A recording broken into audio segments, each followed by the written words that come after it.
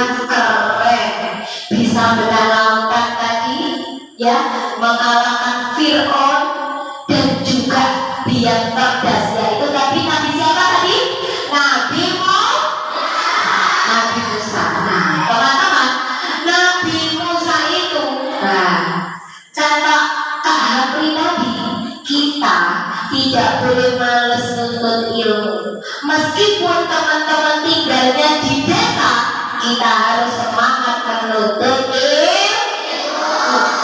Bunda Atin juga dari mana? Dari Bunda Atin desanya di Tuban Pelosok sana. Bunda Atin dulu kayak teman-teman sekolahnya di MI. Bunda Atin sekolah di MI, Madrasah Inti Daiyah. Langsung naik lagi, lanjut MTS, Madrasah Sanawiyah. Naik lagi, Madrasah Aliyah Negeri. Ya, kalau yang MI MTS Bunda Atin luar negeri. Jadi Bunda selalu madrasah hebat dan bermartabat. Madrasah lebih baik madrasah. Bunda, aku malu sekolah di madrasah. Jangan malu. Aku malu ya Bunda bisa. Jangan malu. Bunda Atin juga dari desa, dari keluarga yang sederhana. Saudaranya Bunda Atin banyak. Zamannya Bunda belum ada yang sampai ke perguruan tinggi. Angkatannya Bunda Atin yang sampai kuliah di Surabaya hanya Bunda Atin saja, satu desa. Nah, teman sekarang insya Allah lebih hebat dari Bunda Atin. Nah, kita kembali ke cerita kisahnya Nabi Musa. Teman-teman, Nabi Musa adalah hamba yang dipilih Allah. Termasuk salah satu sifatnya Nabi Musa itu diberi kecerdasan yang luar biasa sama Allah. Nah, teman-teman, pada suatu saat Nabi Musa beserta pengikutnya berkumpul seperti ini. Nabi Musa memberi ilmu, atau kalau misalnya sekarang pengajian. Ada muridnya yang bertanya, Nabi Musa kira-kira bisa jawab? Bisa. Satu bertanya dijawab lagi dengan cepat, satu tanya dijawab lagi dengan cepat. Akhirnya ada muridnya yang heran, Nabi Musa kok pinter banget ya, semua pertanyaan dijawab pinter banget. Lalu muridnya tanya, wahai Nabi Musa, mohon maaf, engkau dari tadi menjawab semua pertanyaan dengan cepat dan tepat. Jadi di dunia ini ada nggak orang yang lebih pintar darimu, wahai Nabi Musa? Ketika itu Nabi Musa menjawab, tidak ada. Berarti yang paling pintar Nabi Musa. Ternyata gara-gara Nabi Musa menganggap dirinya paling pintar, Allah menegur Nabi Musa. Nabi Musa disuruh mencari guru. Nabi Musa itu tadi sudah ternyata masih disuruh cari guru karena merasa dirinya paling pintar. Nah, Bunda Atin sama teman-teman ini siapa? Ilmunya sudah banyak? Enggak, ilmunya sudah banyak. Jadi kita nggak boleh males datang ke sekolah, nggak boleh terlambat. Kalau gurunya menerangkan nggak boleh ngantuk. Akhirnya singkat cerita, Nabi Musa menemui gurunya yang dituju oleh Allah, yaitu Nabi Khidir. Kita akan belajar bagaimana adab kita kepada guru. Nabi Khidir berkata pada Musa, wahai Musa, jika engkau ingin mengikutiku, maka engkau harus menuruti perkataanku. Satu, syaratnya kamu tidak boleh bertanya apa, tidak boleh bertanya. Akhirnya Nabi Musa ikut dan sepakat dengan perjanjiannya. Di tengah perjalanan teman-teman, ketika menaiki kapal, ternyata Nabi Khidir melubangi kapalnya. Kaget Nabi Musa, kok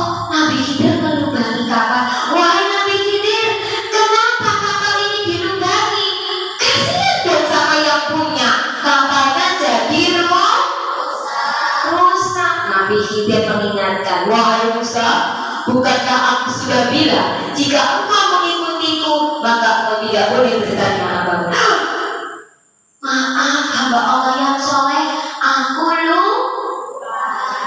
Setelah ini aku tidak akan bertanya lagi. Baik, kita lanjutkan perjalanan. Setelah turun dari kapal, Nabi Musa dan Nabi Khidir memasuki kampung. Nah, ternyata ada anak kecil sedang bermain, teman-teman. Sendirian, ternyata langsung anak kecil yang sedang bermain kepalanya dipegang. Kaget, gak dong.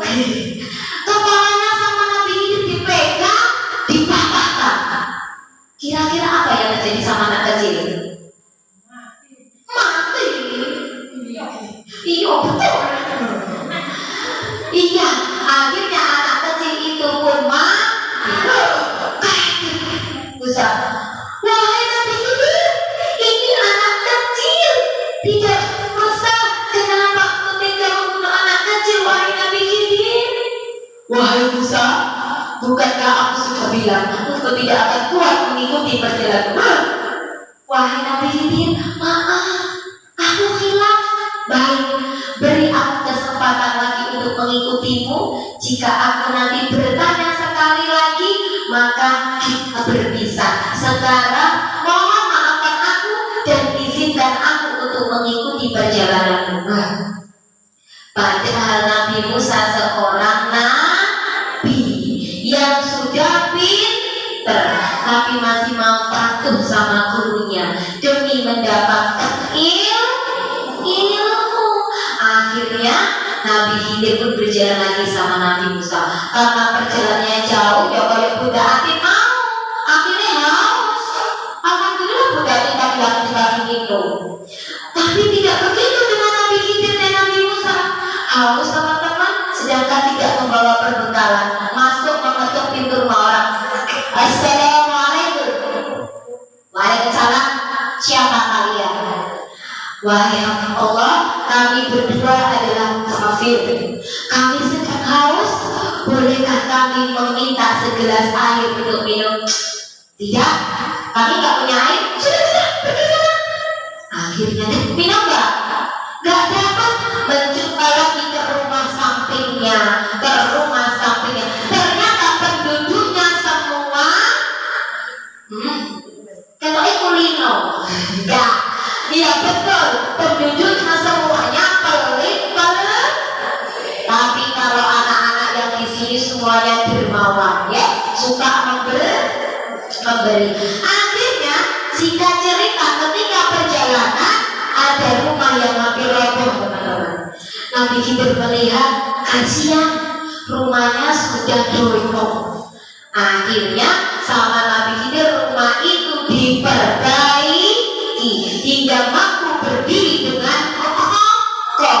Nah teman-teman, Nabi Musa gini lagi, wahai Nabi Khidir, ini kan tadi rumahnya mau ambruk, sekarang sudah kita perbaiki jadi kokoh lagi. Tadi orang-orang nampak pelit-pelit nggak ngasih kita nih.